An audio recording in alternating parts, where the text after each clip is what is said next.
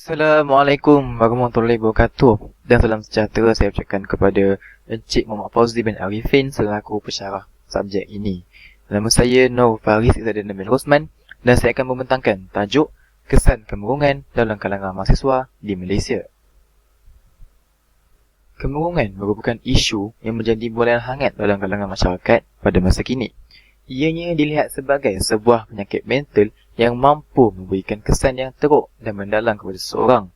Menurut Kementerian Kesihatan Malaysia KKM tahun 2012, kemurungan adalah penyakit mental yang menyebabkan perasaan iaitu mood seseorang individu menjadi semakin menurun. Ini akan menjejaskan kehidupan individu tersebut, termasuklah pemikiran, perasaan, tingkah laku dan kesejahteraannya.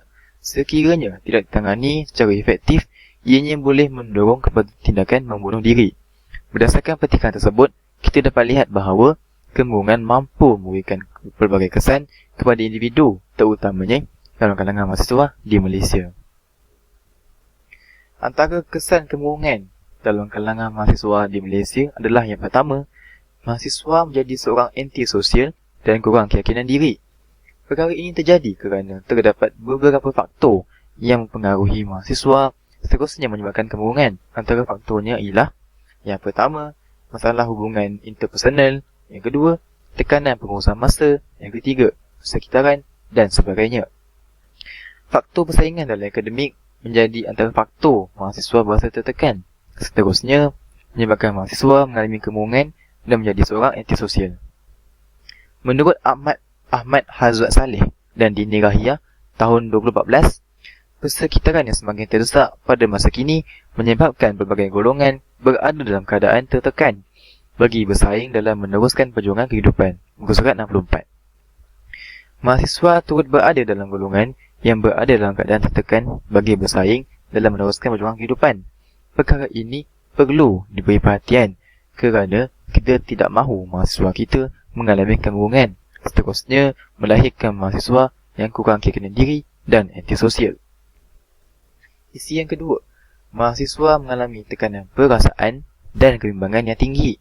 Hal ini demikian kerana faktor akademik adalah punca mahasiswa mengalami keadaan seperti ini. Mahasiswa berasa terbeban dengan tugas akademik yang diberikan. Secara tidak langsung, perkara ini menyebabkan mahasiswa berasa tertekan. Jika kita melihat secara terperinci, mahasiswa sudah pasti mengalami tekanan kerana akademik disebabkan oleh silibus universiti yang sememangnya berada pada tahap yang lebih tinggi berbanding sekolah menengah dan rendah. Tetapi, isu timbul apabila tahap tekanan perasaan dan kebimbangan mahasiswa menjadi lebih tinggi dari yang sepatutnya. Perkara sebegini harus dikawal dan dielakkan kerana mahasiswa merupakan bakal pewaris masa depan negara. Nur Syahirah Mahfiz dan Nur Amy Mat Akhir tahun 2020 berkata, pelajar dalam kalangan remaja merupakan golongan yang akan mewarisi dan memimpin negara kita pada masa akan datang. Golongan ini merupakan harapan dan aset negara untuk mengekalkan kesejahteraan dan kemakmuran ekonomi, sosial dan politik negara. Muka 1. Isi yang ketiga dan terakhir, mahasiswa sukar menjalinkan hubungan sosial dengan masyarakat.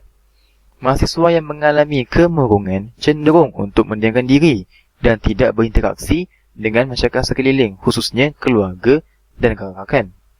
Terdapat juga mahasiswa yang mengalami kemurungan tetapi mereka tidak mendiamkan diri. Mereka ingin memberitahu kepada masyarakat tentang apa yang dialaminya tetapi takut ditertawakan dan dianggap lemah, seterusnya berasa bersalah.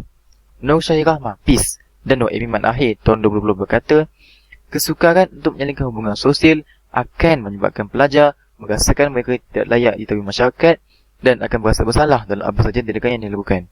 Muka 1. Lantaran itu, mahasiswa yang mengalami kemurungan lebih cenderung untuk mendiamkan diri berbanding menceritakan masalah mereka kerana mereka tidak mahu berasa bersalah kerana mengalami kemurungan. Masyarakat sekeliling seharusnya diberikan pendedahan yang mendalam tentang masalah kemurungan dan kesannya kepada individu agar mereka lebih memahami mangsa kemurungan. Secara kesimpulannya, kemurungan mampu memberikan kesan kepada mahasiswa di Malaysia. Langkah pencegahan dan kempen perlu diadakan agar setiap masyarakat mengetahui akan perkara ini. Masyarakat juga seharusnya tidak bersifat judgemental kepada mangsa kemurungan. Mereka memerlukan bantuan dan nasihat, bukannya kecaman atau hinaan. Hubungan kekeluargaan yang erat juga mampu membantu mahasiswa yang mengalami kemurungan. Nur Syairah Mahfiz dan Nur Amy Mat Akhir dalam Dragon Set tahun 2004 menjelaskan bahawa sekiranya seseorang individu itu memperolehi sokongan sosial yang baik daripada ahli keluarga dan rakan, individu tersebut mempunyai tempat untuk melakukan perasaan dan tempat bergantung. Peranan ahli keluarga dan rakan sangat penting kerana mereka merupakan individu yang akan membantu dan mendorong untuk jadi lebih kuat dan tabah ketika menghadapi masalah. Sekiranya hubungan dengan ahli keluarga sangat rapat, maka semakin kurang tahap kesunyian mereka. Muka surat 3. Sekian saja daripada saya. Terima kasih.